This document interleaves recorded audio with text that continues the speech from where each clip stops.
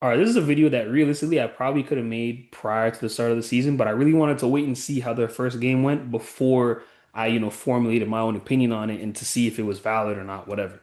But I feel like Arsenal fans are really putting themselves at a crossroads this year for no reason at all, right? I think a lot of the fans I've heard online and the few that I've spoken to in person have all said something along the lines of Arteta needs to go and win a Premier League trophy or a Champions League trophy, or he's out, or he's on very thin ice, right? Some variation, some iteration of that. And maybe it's just the me being a Man United fan. Obviously, we're nowhere near in that stratosphere right now, but I think that's absolutely crazy. I think that's insane to have those types of expectations on a manager or on a team that, with all due respect, hasn't won anything yet. They haven't won an FA Cup yet. Now we're saying, or they're saying, you have to go and win one of the two hardest trophies there are to win, or you're out, or your job's on thin ice. Like that's ludicrous to me. Right? I think there's a few things that people aren't really grasping or aren't remembering, or whatever the case is. The first thing, I think, to win, you need to be lucky. You have to have a little bit of luck. Okay, like, and that's not just football, that's every sport. No matter how good you are, you need to have a little bit of luck to you. You want to go back to 2022, 2023. That was the first year that Arsenal kind of showed what kind of team they can be. And, okay, this is a serious team. They can go on to hopefully win a league title down the line at some point, whatever, whatever. That was the year when they botched it, right? They threw away the title, or they tripped themselves up, whatever the case may be. City were fortunate in that case, right? Because City won. City is lucky that Arsenal was one, a young team at that time, never been in that situation, and then yeah, two, that they tripped themselves up on the final hurdle, right? The next year after that, City wins it again, but Liverpool had been leading the league for majority of that season, I believe. Same thing, tripped themselves up, and then City, as City do, stay consistent, stay true to their process, keep winning, winning, winning, and then Premier League trophy. I'm not saying they didn't do anything, right? You still got to win everything like that, but you're fortunate that these teams that were ahead of you at one point just tripped themselves up and didn't finish the race properly, right? Last year, I think Liverpool, same thing. They played great, they won a ton of games, still a little bit lucky. City took a step back that I don't think anyone thought they were going to take a step back at. Arsenal had a few injuries to a couple key players throughout the season, whereas Liverpool were able to stay relatively healthy. That's the other thing that's underrated with the luck thing, the health. People get injured like this, and it's sometimes it's ACLs, it's whatever. You're missing months at a time, whatever the case may be. Liverpool were able to stay healthy. They go and win their first trophy. You need to be lucky to win. That's bottom line. The other thing is, I feel like a lot of Arsenal fans, maybe because it was 5 years ago, in the last few years, like I just talked about, have been harsh. 3 years back to back to back of being runners up isn't easy, I'm sure. But Arsenal were a bad team before Arteta came over. Like they were almost as bad as United, right? Arteta came over December 2019, I think. They finished eighth that year. So his first half season with the club, they finished eighth. The next year after that, they also still finished eighth. So his full for his first 2 years of the club, 1.5 years, they finished eighth place. That was a team that regularly used to feature guys like Mohamed El Neni and like Rob Holding, Callum Chambers. Like it was not a good team, right? Hector Bellerin, like no disrespect to those guys, but obviously it's a night and day difference from what you see today as Arsenal, right? There's a reason why I think Arteta works and has been working for Arsenal, and Emery, for example, didn't. Aside from the fact of Emery only had what, like a year and a bit before he got the boot.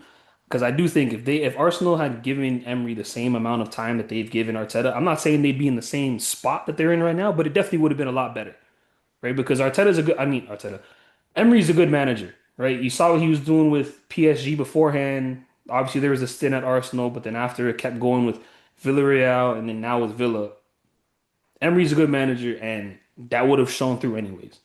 But the main reason why Arteta works with Arsenal is Arsenal is a team that had one manager for 22 years, right? Arsene Wenger was there for 22 years. That's 22 years of 2 decades of preaching the same principles, the same values, the philosophy, seeing the game the same way, everything like that. And what a lot of people don't realize is Once you have a manager, especially like in obviously in the professional system and everything like that, you have your first team manager that's preaching X, Y, and Z. The academy is doing the same thing. That's how it's easier for you as a first team to go and pick a 16-year-old, pick a 15-year-old, 17-year-old, whatever the case is, because they've been seeing the game the same way, they've been taught the game the same way that you are teaching it up here on the first team. Right? That's not to get too into it right now because I want to talk about them afterwards. That's why United haven't really been able to find that much success recently since Fergie, because we keep flipping managers over every single year, so philosophies are always changing. And that's why, aside from Mourinho, who's literally one of the greatest managers of all time, our next most successful manager was Solskjaer because he had the bulk of his career under Fergie, learning how to play that way, learning that philosophy, that system, so that when you get on United's touchline as a manager now, you're preaching the same things, right? With Arsenal, that was Arteta. Not the majority of his career. He wasn't with Arsenal for the majority of his career, but he was there for the most successful part of his career, and he was Wenger's captain, right? And yes, I know after Arteta retired, he went and was an assistant manager with Pep. I'm not saying he didn't learn anything under Pep and didn't take anything from there and bring it into Arsenal, but a lot of how he sees the game is going to be similar to Wenger. Whereas Emery, that's a complete culture shock for the club. You have one manager for 22 years and you bring in a manager that sees the game totally differently. That's a culture shock, right? You guys can't adjust that quickly and just expect things to be working. You need to give, whatever manager you're bringing in time, right? The longer the manager was there before, you need to give that manager, the new manager, more time to make it successful, right? So if Arsenal want to go and get rid of Arteta, you're just throwing away the last 5 years because whoever you bring in after that, good luck to him. It's not going to be like I don't know if this is what people think is going to happen. It's not going to be like what Liverpool did with Arne Slot and Jurgen Klopp, right? That was a team. Liverpool was a team that won the Premier League already. They won the Champions League. They won pretty much everything there was to win already. That was a team that Arne Slot took over. They already had the veteran presence, the championship pedigree, the experience of winning titles, right? They already have a day-to-day process that they're comfortable in, and that's what's been working for them. And they have a belief, a confidence that that works for them. That's not Arsenal right now, right? Arsenal are still relatively young. They don't have that championship pedigree yet. Odegaard isn't in the prime of his career just yet. Same thing with Saka. Same thing with Saliba. Gyökeres just got here, so you're still trying to see how that sign is going to work out. Arsenal is not that kind of club that no matter who the manager is, they're going to be able to win. No, they're still growing, and so is Arteta. And this is coming from a United fan. Personally, I don't give a damn what y'all do with Arteta. You want to get rid of him? Get rid of him. See what happens. Just watch. But I'm saying this more so as a football fan, and just the best interest. What's in the best interest for Arsenal is to keep Arteta around. Now, I understand the frustrations, right? 3 years, like I said before, of just being runners up. That hurts. The other thing that hurts too is everyone else around you during this time has won. Even freaking Tottenham won something. So I get it. There's frustrations, but I think the one part that, and this is a valid frustration to have because, and this is why I also wanted to wait to see how their first game went was since last season, I feel like Arsenal's style of play has completely fallen off a cliff. Complete fallen off. I think it started off as a joke more so last year, like, oh, haha, set piece merchants and oh, Prime Stoke City, Ray, all this kind of stuff, whatever. But no, like, watch the first game. I'm trying to be unbiased here. United dominated that game. And I think United's very unfortunate to have not come away with a point, not to come away with a win, but Arsenal is extremely lucky to forget coming with a point, to come away with a win. All right, because there was not the most threatening Arsenal look throughout that entire game was set pieces and that one kind of half chance they had in the second half where I think De Ligt blocked the shot, blocked the volley from Saka. That was the most threatening they looked. They didn't really have a crazy amount of chances. Definitely not an open field play. Whereas United, I would get it if United just had a bunch of possession. If we just had a bunch of possession and we weren't able to create chances or anything like that, then cool. We can, you can spin it and say, oh, Arsenal are just so defensively sound and Ray, whatever. But no, that wasn't the case. United had chances. United should have had a penalty in that game. But for God knows what reason, it wasn't a penalty, whatever the case was. Um, Arsenal style play in general doesn't look good. And I think that's where Arsenal fans, you want to be frustrated, that's where you be frustrated at. So if we're having this same conversation in, I don't know, 2, 3 years from now, you know what I mean? So 2027, 2028, and we're still here, okay. Now we can start talking about let's maybe think about moving on from Arteta. But let's not forget, Jurgen Klopp was at Liverpool for 9 years. People were saying that was a long time. That wasn't that long. Fergie was with United for 33 years. Klopp was there for 9 years. I don't think he won anything until like his sixth or seventh year, I think. I could be wrong on that. But I know for the first few years of his career with Liverpool, he did not win anything because that was a team that they were still transitioning. And Arsenal are still in that transition phase to, they're contenders now. The next step obviously is being champions, but there's a lot goes into that, like I was saying before. Um, so yeah, as a United fan, I would be saying to keep Arteta, but like I said, really also as a United fan, don't really care. I'm more so speaking as a pure football fan from this point.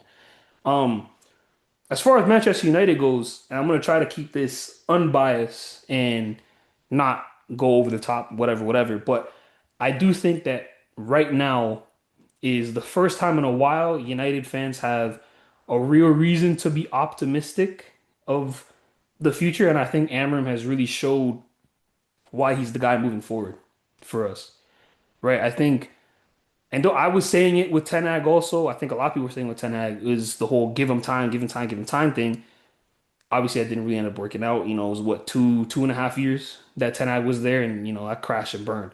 The difference to me is when Ten Hag came in, he made a lot of, we'll say bold transfers, bold moves to start his tenure at United that I think rubbed a lot of people the wrong way for one, but two, just didn't pan out, right? If you go and you try to sign all your boys from before, you go and sign Onana, you go and sign Anthony for 100 mil, you go and sign Martinez, all these guys, and none of them really work out. Like Martinez is probably the best signing he made during that time, like out of his old boys, and he's injury prone, right?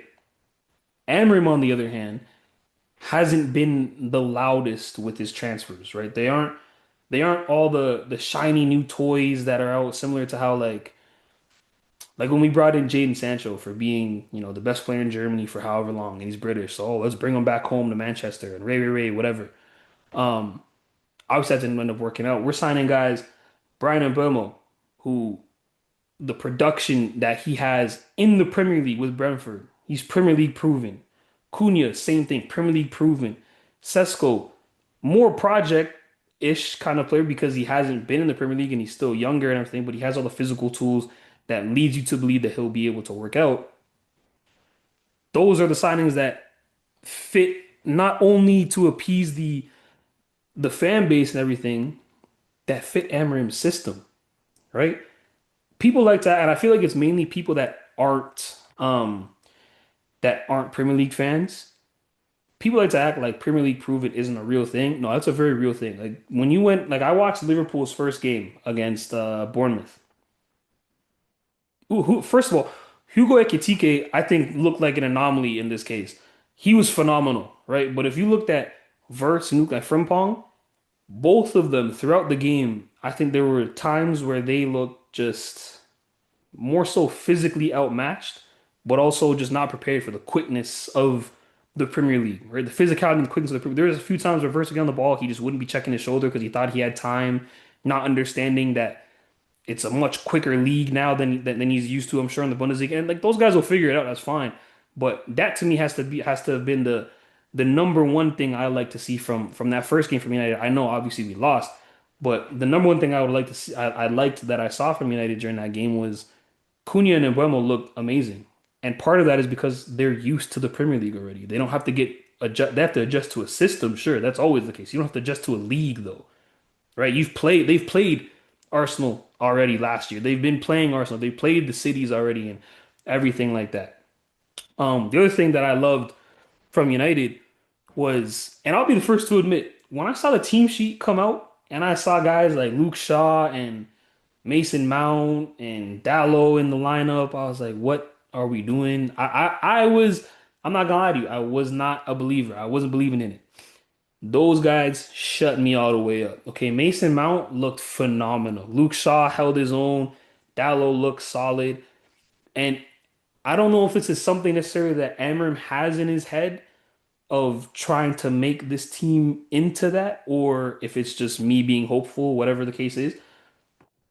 First of all, I didn't expect Mason Mount to be that impactful, right? As a more because he was more so the number nine during that game, in place of Sesko or in place of like a Xerxes, for example. Um, is it's very similar to how Fergie's United used to be from back in the day, like early 2000s. Like you look early 2000s, you had Van Nistelrooy, who was your main number nine. That was your out and out bagsman, everything like that. You also had Solskjaer that can come in and offer something a little bit different and still impact the game, right? You had a young Wayne Rooney at the time too. Same deal, can impact the game in a different way.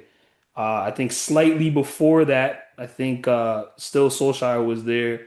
You had Andy Cole, you had Dwight York. You had a whole bunch of these strikers that not necessarily were going to play every single game 90 minutes, but it was more of like it was by committee. It was a rotation of guys that were always going to be able to contribute um, on any given game. And it's like even afterwards, after that, you had when Rooney was more of the main man up top, you'd have Tevez up there, you had Berbatov up there. You know what I mean? So there was always a rotation, and I feel like there's potential for that to happen again with United if Mason Mount keeps playing like that, because I think Mason Mount offers obviously something completely different than Sesko offers, who I think Sesko will probably have the bulk of the number nine minutes, I'd like to think. And at the same time, Xerxes offers something completely different from those two.